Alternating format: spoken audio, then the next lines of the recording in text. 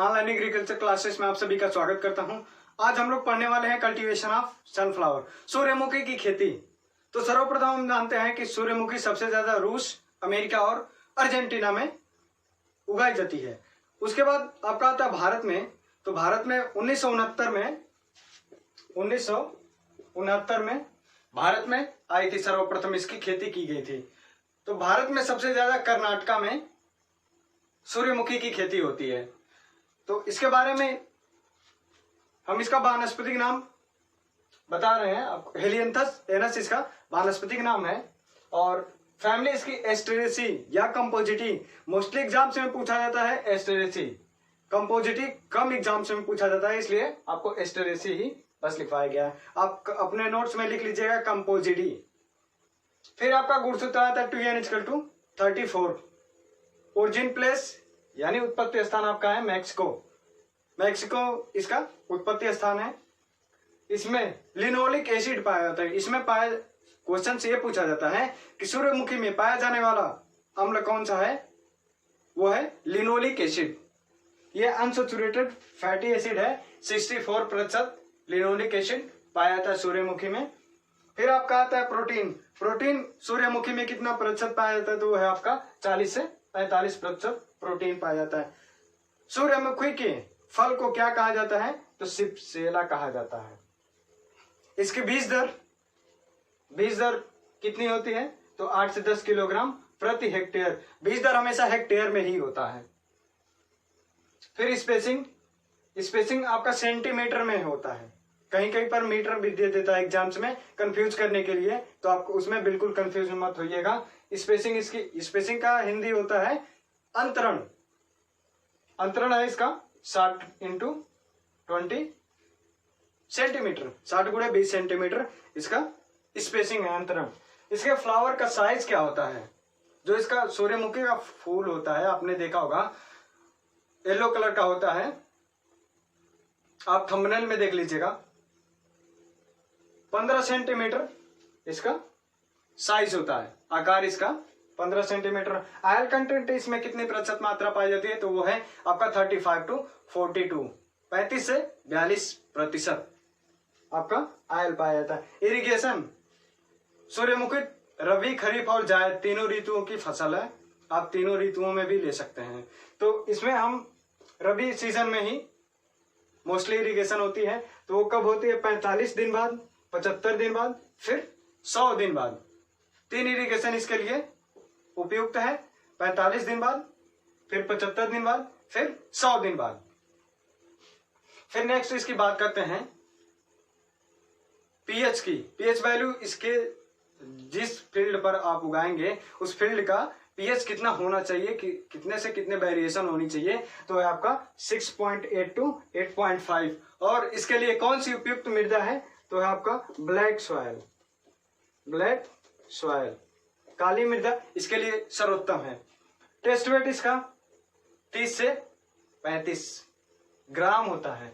30 से 35 ग्राम test wait हमेशा ग्राम में ही होता है। एक क्वेश्चन से आपका छूट गया था सरसों में, तो आप नोट करके लिख लीजिएगा। सरसों का टेस्ट वेट 3 से 4 ग्राम होता है। फिर आपका आता है डिजीज। एक डिजीज में लगता है इसका मुख्य रोग कौन सा है, वो है चारकोल राट। चारकोल राट किसके माध्यम से लगता है, तो ये फंगस के माध्यम से ये होती है डिजीज। फिर आपका इल्ड यानी उपज कितनी होती है इसकी, तो उपज होती है 200 से 250 किलोग्राम प्रति हेक्टेयर। फिर आपका इसमें 2 टर्म आता है। 2 टर्म नहीं, ये एक ही टर्म है, इसका नाम अलग अलग है। एक है फोटोट्रॉपिज्म और दूसरा है हेलियोट्रॉपिज्म।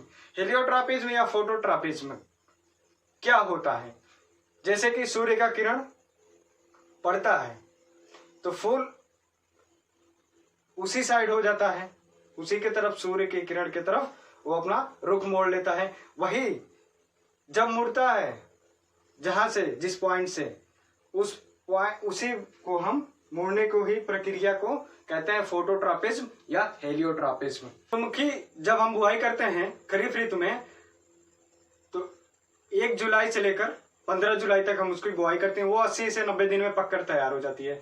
फिर जायद सीजन में अक्टूबर में हम बोते हैं, फिर आपका रबी सीजन में 1 मार्च से 10 मार्च तक बोते हैं। ये भी फसल जल्दी तैयार हो जाती है। फिर आपका आता है वेराइटीज, इसकी प्रजातियां कौन कौन सी हैं, मुख्य प्रजातियां कौन कौन सी हैं, तो है आपकी BSH1 जो इसकी प्रजाति है वो फर्स्ट हाइब्रिड वेराइटीज है, फर्स्ट हाइब्रिड। ये क्वेश्चन क्या पूछा जाता है इस पर, सूर्यमुखी की प्रथम संकर प्रजाति कौन सी है, तो वो है आपका BSH1। फिर आपका आता है CSH1, APSH1, KBSH1, मॉडर्न ज्वालामुखी, दिव्यामुखी ज्वालामुखी। फिर आपके हाइब्रिड वेराइटीज हैं पैराडवाइस, बिनमिक, सनराइज सिलेक्शन। पैराडवाइस, बिनमिक और सनराइज सिलेक्शन इसकी हाइब्रिड वेराइटीज हैं। इसमें दाने कितने होते हैं, 200 से 250, 200 से 250 दाने होते हैं एक पुष्प में। फिर इसमें दशा कौन सी पाई जाती है, एक दशा पाई जाती है, वो किसको प्रमोट करता है, उसमें प्रोटेंडरी दशा पाई जाती है। ये प्रमोट किसको करता है, क्रॉस पॉलिनेशन को, क्रॉस पॉलिनेशन को, क्रॉस पॉलिनेशन को प्रमोट करता है, यानी पर परागण को ये बढ़ावा देता है प्रोटेंडरी दशा के कारण। ये पर परागित फसल है। बस इससे आपका इतना ही क्वेश्चंस बनते हैं।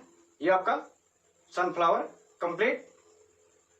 अब जो बच्चे हमारे चैनल पर नए हैं तो कमेंट में चैनल को सब्सक्राइब कर लें और कमेंट में जय जवान जय किसान का एक प्यारा सा कमेंट छोड़ दें, जिससे हमें पता चल जाए कि हाँ ये छात्र हमारे नए हैं। और हमारे चैनल पर डेली एग्री क्विज के नाम से चैनल है टेलीग्राम पर, उसको आप ज्वाइन कर लीजिए और प्रत्येक दिन शाम 5 बजे आपको क्विज उस पर कराया जाता है।